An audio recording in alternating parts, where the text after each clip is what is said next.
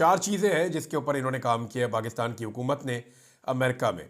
यानी कभी भी हुकूमत और इस्टेब्लिशमेंट एक सिमत में नहीं सोच रहे होते, वो डिफरेंट ऑप्शंस अपने सामने रखते हैं कि अगर ये ना होगा तो हम ये अचीव कर लेंगे, ये कर लेंगे, हमने ये असेसमेंट भी करनी है। तो वो मैं आपको बताता हूँ कि वो क्या है।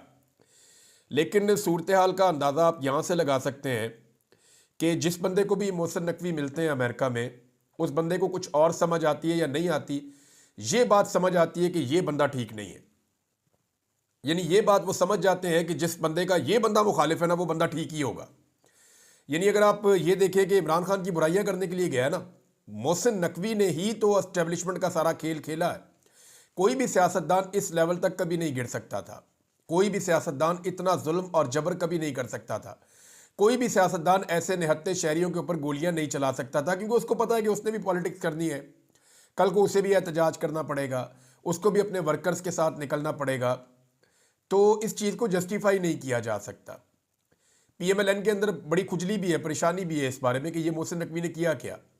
यानी वज़ीर आला पंजाब के तौर पे जो जुल्म और बर्बरियत मोहसिन नकवी ने पंजाब में की, रिकॉर्ड छापे, रिकॉर्ड गिरफ्तारियां, खवातीन की गिरफ्तारियां, सड़कों पे घसीटना, अगवा बराए तबान, अगवा बराए बयान और उसके अलावा जबरी गुमशुदगियाँ, ये सारा कुछ मोहसिन नकवी के खाते में जाता है। जो पुलिस को इस्तेमाल किया, इदारों को इस्तेमाल किया मोहसिन नकवी ने पंजाब में। और उसके बाद अब जब इसको वज़ीर दाखिला बनाया गया तो फिर इसने वहाँ पे भी जुल्म और सितम के रिकॉर्ड बना दिए हैं। इतना खूनी वज़ीर दाखिला पाकिस्तानियों के नुक्ता नज़र से इससे पहले हमने कभी नहीं देखा। अब ये बंदा अमेरिका में गया, ये जिसको मिलता है वो उसके बाद इमरान खान की रिहाई का मुतालबा कर देता है। ये इमरान खान की वहाँ पे तारीफ़ें तो नहीं करता होगा ना, वहाँ ये कहता होगा कि इमरान खान से अपने आप को दूर कर लें, वो अच्छा आदमी नहीं है, उसके साथ पॉलिसी ठीक नहीं चलेगी, उसके साथ ये प्रॉब्लम है, वो प्रॉब्लम है, पाकिस्तान के इंटरनल बहुत सारी चीज़ें वहाँ पर ये रखता होगा। यही है ना, लॉबिंग तो इसी चीज़ के ऊपर होती है। जो बाकी लॉबिस्ट हायर किए वो भी यही काम कर रहे हैं, और जो वहाँ पे पाकिस्तान की एम्बेसी दिन रात ओवरसीज़ पाकिस्तानियों से रब्ता करती है वो भी यही चीज़ें करना चाहते हैं।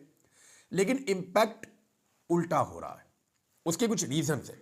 नंबर एक तो ये है कि मोहसिन नकवी को बहुत ओवर रेट किया पाकिस्तान की इंटेलिजेंस इदारों ने नहीं कहा जा सकता, उसमें बैठी हुई शख्सियात ने। यानी एस्टेब्लिशमेंट को ये लगा कि मोहसिन नकवी उनका सबसे कारामद मोहरा है, बहुत लाइक आदमी है, बड़ा काम करके दिखाएगा। गो के इनके ताल्लुकात अमेरिका में पिछली जो ट्रंप एडमिनिस्ट्रेशन थी, उनकी जो डीप स्टेट है उसके साथ अच्छे ताल्लुकात थे इनके। लेकिन अब जो नई हुकूमत आ रही है उसके अंदर इनके ताल्लुकात नहीं है। तो इसी मिशन पे ये वहाँ पे गए हुए हैं। लेकिन दो तीन चीज़ें बड़ी क्लियर हो गई। एक ये क्लियर हो गया कि नालायकी में और काबिलियत ना होने में ये नंबर वन है। यानी ना इनके पास से कोई काबिलियत है और मुकम्मल तौर पे ये नालायक है। पाकिस्तान के अंदर असेसमेंट ही गलत की गई थी इनके बारे में। वज़ीर दाखिला भी इसको बना दिया वज़ीर। देखिए, यहाँ लोगों को मारना बहुत आसान है। बंदूक आपके पास है, डंडे आपके पास हैं, जेलें आपके पास हैं, जो बाइडन का हाथ आपके सर के ऊपर है, तो जो मर्जी आप करें। तो पाकिस्तान में तो आपने जुल्म और सितम का बाजार गर्म कर दिया। लेकिन जहां पे जो ओहदे आपको मिले हैं उससे आपकी काबिलियत का पता नहीं चलता।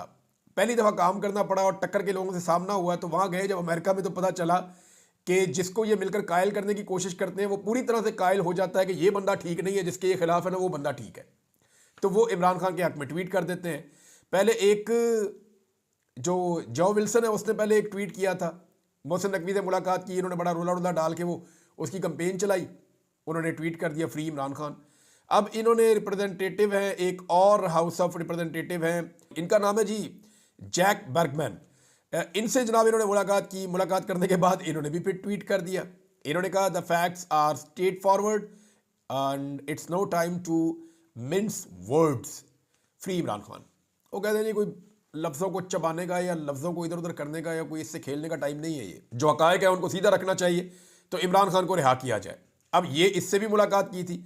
अब ट्रंप की टीम के जिस बंदे से इस वक्त मुलाकात कर रहे हैं मोहसिन नकवी, हो ये रहा है कि बजाय इसके कि वो बंदे जो हैं वो मोहसिन नकवी के मौक़िफ़ की हमायत करें या वो मोहसिन नकवी के कहने के ऊपर थोड़ा सा अपने आप को पीछे हटाएं, वो ऑटोमेटिकली इमरान खान के साथ जुड़ जाते हैं। यानी जो सिलसिला रुका हुआ था डोनाल्ड ट्रंप की टीम की जानिब से इमरान खान के बारे में, वो सिलसिला दोबारा शुरू हो गया है।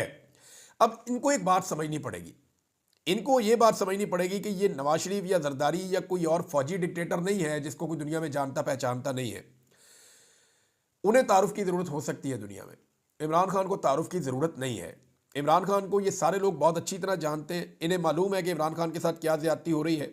और ओवरसीज़ पाकिस्तानियों ने इसके बारे में ठीक ठाक पहले से वहाँ पे माहौल बनाया हुआ है और ओवरसीज़ पाकिस्तानियों ने बड़ी मेहनत की हुई है। जो 4 ऑप्शन हैं जिनके ऊपर हुकूमत और एस्टेब्लिशमेंट इस वक्त गौर कर रही है, मैं हुकूमत की बात ख़ास तौर पे नहीं करता। हुकूमत के लिए तो एक ही ऑप्शन है कि कुछ भी करके अमरीकी नई इंतज़ामिया को मनाया जाए कि वो इमरान खान के मामले में या इंसानी हकूक़ के मामले में किसी किस्म की मुदाखलत ना करें, और जैसे जो बाइडन ने हमारे सर पर हाथ रखा हुआ था वैसे ही हमारे सर के ऊपर हाथ रख दें ट्रंप की इंतज़ामिया भी।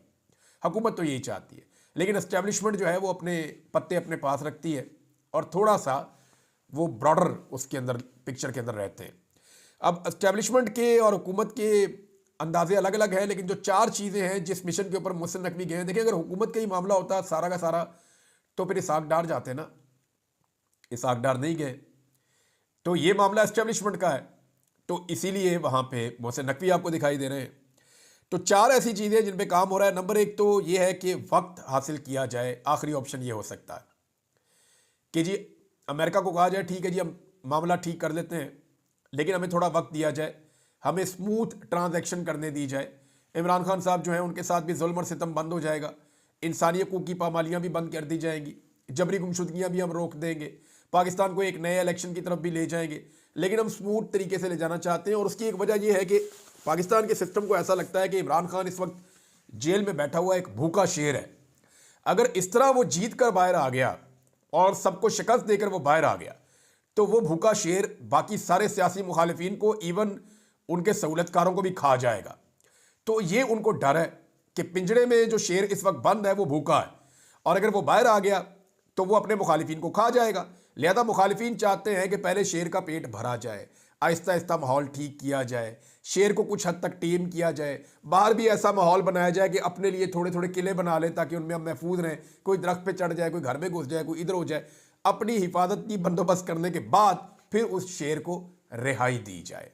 यानी एक तरफ तो यह है कि जी वक्त हासिल किया जाए किसी तरह। दूसरा मामला यह है कि इमरान खान के खिलाफ लॉबिंग भी करने की कोशिश की